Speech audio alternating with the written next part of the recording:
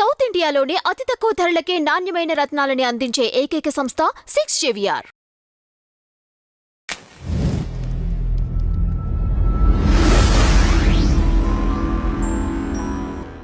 నాకు ఇక్కడ ఒక డౌట్ ఉంది. ఇప్పుడు మీరు ముగ్గురు వెళ్ళిపోయారు, మీరిద్దరేమో అటు సైడ్ వెళ్ళిపోయారు, మీ అన్నయ్య ఇక్కడ ఉన్నారు. మీరు వెళ్ళేప్పుడు ఏమైనా అమౌంట్స్ కానీ గోల్డ్ కానీ తీసుకెళ్లారా? లేదు వాళ్ళు వెళ్ళిన తర్వాత కొన్ని రోజులకి మీరు ఇంత పే చేయాలనో లేకపోతే మీరు ఇది ఇవ్వాలని ఏదైనా మీకు చెప్తారా? స్టార్టింగ్ లో ఏం చెప్పలేదు. స్టార్టింగ్ లో ఏం చెప్పలేదు. పోతూ పోతూ పోతూ ఉన్నప్పుడు మీది ఎంతెంత ఇందులో అంత మీరు డొనేట్ చేస్తే అంతంత మీకు నెక్స్ట్ జన్మల్లో లక్షల కోట్లు పెరిగి వస్తాయి. అంటే మీరు తిరుమల తిరుపతికి వెళ్తే నిలువు దోపిడి ఇస్తారు కదా, మరి ఆ తిరుమల తిరుపతి దేవుడు ఎవరో కాదంట, అతనే వీరేంద్ర దేవ దీక్షితే తిరుమల తిరుపతి అంట. వెంకటేశ్వర స్వామి ఇతని అవతారమేనంట. అంటే ఇతను దాదా లేఖరాజు వాళ్ళు ఇలాగే చెప్తారు, వీరేంద్ర దేవ దీక్షిత్ వాళ్ళు ఇలాగే చెప్తారు. మీరు వాళ్ళ ఫోటోలలో చూడండి, విష్ణువు ఫోటోలో ముఖము దాదా లేఖరాజుది పెట్టుంటుంది. అంటే అతను విష్ణు అంటున్నారు, అతన్ని శ్రీ వెంకటేశ్వర స్వామి అంటున్నారు. వీరేంద్ర దేవ దీక్షిత్ వాళ్ళు కూడా ఇలాగే అంటారు. నెక్స్ట్ మీరు ఎంతెంత ఇందులో ఇప్పుడు ఇది సంగమ యుగం అంటే ఇక్కడ సత్య త్రేత ద్వాపర కలియుగాలప్పుడు కలియుగం అయిపోయాక సత్యయుగం వచ్చేదానికి మధ్యలో 100 సంవత్సరాలు ఏదైతే ఉంటుందో ఈ 100 సంవత్సరాల టైంలో భగవంతుడు వచ్చి జ్ఞానం ఇస్తాడు. కలియుగాన్ని అంతం చేసి సత్యయుగాన్ని స్థాపన చేస్తాడు. ఆ స్థాపనలోనే మనల్ని అందరినీ సెలెక్ట్ చేసుకుంటాడు. సో ఇప్పుడు మనం ఎంతెంత పురుషార్థం సాధన చేస్తే ఎంతెంత మన భూములు, ఇండ్లు, ఆస్తులు, బంగారాలు మనం అంతా కూడా ఇందులోనే పూర్తిగా స్వాహ అయిపోతే నెక్స్ట్ జన్మల్లో మీరు సత్యత్రేత యుగంలో దేవతలు అవుతారు అంట. ద్వాపర కలియుగంలో మీరు రాజులు అవుతారంట. ఇది చెప్తారనమాట. సో ఇది దాదా లేఖరాజు వాళ్ళు చెప్పేది ఇది, వీరేంద్ర దేవ దీక్షిత్ వాళ్ళు చెప్పేది ఇది. కానీ వీళ్ళు ఇతను గురువుగా పెట్టుకున్నారు, వీళ్ళు ఇతను గురువుగా పెట్టుకున్నారు. సో ఇది. సో నేను 2 years ఏం చేశాను, ఇటు తెలుగు వైపు నన్ను ట్రాన్స్ఫర్ చేసుకునేలాగా మెల్లిగా వచ్చేసిన తర్వాత హైదరాబాద్లో 2018లో వీరేంద్ర దేవ దీక్షిత్ పైన CBI ఎంక్వైరీ అయింది. అప్పుడు నేను హైదరాబాద్ సెంటర్లో ప్రకాష్ నగర్లో ఉన్నా. సో ఆ తర్వాత కాకినాడకి, వైజాగ్, అటు కొత్త వలస వైపు నన్ను మళ్ళీ ట్రాన్స్ఫర్ చేశారు తెలుగు ట్రాన్స్లేషన్ గురించి. అప్పుడు నేను మా నాన్నగారు ఇందులో లేరు, నాన్నగారిని కూడా ఈ మార్గంలో దైవ మార్గంలో తీసుకొస్తాను అని చెప్పి బయటపడ్డా. అలా బయటకు వచ్చేసిన తర్వాత నేను బయటకు వచ్చిన తర్వాత ఆ ప్రపంచంకి ఈ బయట ప్రపంచంకి అప్డేట్ అయ్యి ట్యూన్ అవ్వడానికి నాకు చాలా సైకలాజికల్గా చాలా ఏమంటారు అసలు బయట జరిగే విషయాలు కానీ బయట కమ్యూనికేషన్ కానీ ఏది ఉండదు. ఒక టెలివిజన్ ఉంటుంది, టీవీ ఉంటుంది, కానీ అందులో వీరేంద్ర దేవ దీక్షిత్ వీడియోలో ఉంటాయి. దాదా లేఖరాజు వాళ్ళే కూడా దాదా లేఖరాజు వీడియోలో ఉంటాయి, బయట వీడియోలు ఉండవు. బయట వాళ్ళ ఏ కనెక్షన్ ఉండదు. అంటే అసలు మార్నింగ్ లేచి ఏం చేస్తుంటారు? ఉదయం వీళ్ళు 1, 2, 3 ఈ టైంలో వెళ్ళేస్తారండి. Morning 1 to 3 1 o'clock. ఇప్పుడు నేను ఇక్కడ మీ అందరికి మీడియా ద్వారా ఇలా చెప్తున్నాను కదా.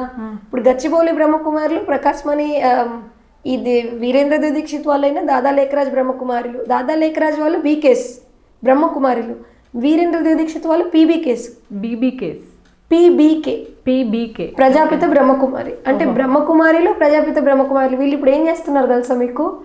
ఈ మీడియాలో అసత్య ప్రచారాలు జరుగుతున్నాయి, సో దీన్ని మనం దాటడానికి మనం యోగం చేయాలి అని 1 నుండి లేచి ఆ వీరేంద్ర దేవ దీక్షిత్ వాళ్ళేమో అతని ముందు పెట్టుకొని యోగం చేస్తున్నారు, దాదా లేఖరాజు వాళ్ళేమో అతని ఫోటో ముందు పెట్టుకొని యోగం చేస్తున్నారు, వాట్సాప్ గ్రూపులు పెట్టుకొని ఆ వీడియోల కింద రిపోర్ట్లు కొడుతున్నారు. ఇదంతా చేస్తున్నా. ఇదంతా ఎందుకు? నాతో డిబేట్కి, శాంతియుత డిబేట్కి రావచ్చు కదా, వచ్చి అమ్మ మీరు తప్పుగా అర్థం చేసుకుంటున్నారు అని మీరు ప్రూఫ్ చేయొచ్చు కదా. ఈ దాదా లేఖరాజు మౌంట్ అబు గ్రూప్ నుండి నీలిమా శర్మ, నేను మీకు వీడియోస్, ఆవిడది రెడ్ కార్పెట్ స్ట్రీమ్ హిందీలో ఛానల్. ఆవిడ మొత్తం మౌంట్ అబులో ఉన్న మొత్తం ఏవైతే ఉన్నాయో అన్ని డార్క్ సీక్రెట్స్ మొత్తం బయట పెడుతుంది. అందులో ఉండి బయటకు వచ్చిన సీనియర్ సిస్టర్ ఆమె. దాదా లేఖరాజు గ్రూప్ మౌంట్ అబులో ఉండి బయటకు వచ్చిన సీనియర్ సిస్టర్ ఆవిడ బాంబేలో ఉంటారు. ఆవిడ మొత్తం బయటకు వచ్చేసి అన్ని నిజాలు బయట పెడుతుంది, లీగల్గా ఫైట్ చేస్తుంది. ఇప్పుడు వీళ్ళు ఏమంటున్నారు, మీరు వీరేంద్ర దేవ దీక్షిత్ పీబీకి శంకర్ పాటిల్ వెళ్ళారు, మా దాంట్లో కాదంటున్నారు. అసలు అది వచ్చిందే మీ నుండి. అది చెట్టు కొమ్మ ఆకుల్లాగా అయితే ఇది పెద్ద కాండము వేర్లతో కూడుకున్న సంస్థ. బీకే శివాని కూడా మ్యారీడ్, ఆవిడ స్వయం మ్యారేజ్ చేసుకుంది. సనాతన ధర్మంలో మ్యారేజ్ అయిన వాళ్ళు బొట్టు పెట్టుకోవడం ఉంటుంది కదా మనకి. అసలు ఏ ఇన్సిడెంట్తో అనిపించింది ఇక్కడ ఏదో తప్పు జరుగుతోంది, మనల్ని ఏదో ట్రాప్ చేస్తున్నారు అని? ఒక పర్టికులర్ ఇన్సిడెంట్తో అంత ఈజీగా బయట పడలేరు కదా లోపలికి వెళ్ళిన వాళ్ళు. అది కూడా అప్పటికే 1 year అయిపోయింది. అవును. ఏ ఇన్సిడెంట్? ఎవరైతే వీరేంద్ర దీక్షిత్ ఉన్నాడో అతను నా మీద రేప్ అటెంప్ట్ చేయబోయాడు. మీరు 2010 ఎక్కడండి ఈ ఇన్సిడెంట్ ఎక్కడ జరిగింది? అక్కడ ఢిల్లీలో జరిగింది. ఢిల్లీ దగ్గర మనకి హర్యానా అని ఉంటుంది. హర్యానాలో నెక్స్ట్ రాజస్థాన్, జైపూర్ కూడా. అక్కడ అన్ని వీళ్ళ సెంటర్స్ అక్కడక్కడ ప్రతి డిస్ట్రిక్ట్ ఉన్నాయి. సో వీళ్ళు ఎక్కడికి తీసుకెళ్తున్నారో కూడా మనకు కళ్ళకు గంతలు కట్టి వెహికల్లో తీసుకెళ్తారు. మనకు ఎక్కడికి వెళ్తున్నామో తెలియదు. ఓకే, మిమ్మల్ని ఎక్కడి నుంచి తీసుకెళ్లారు అలా? ఢిల్లీ రోహిణి బ్రాంచ్లో నేను ఉన్నాను.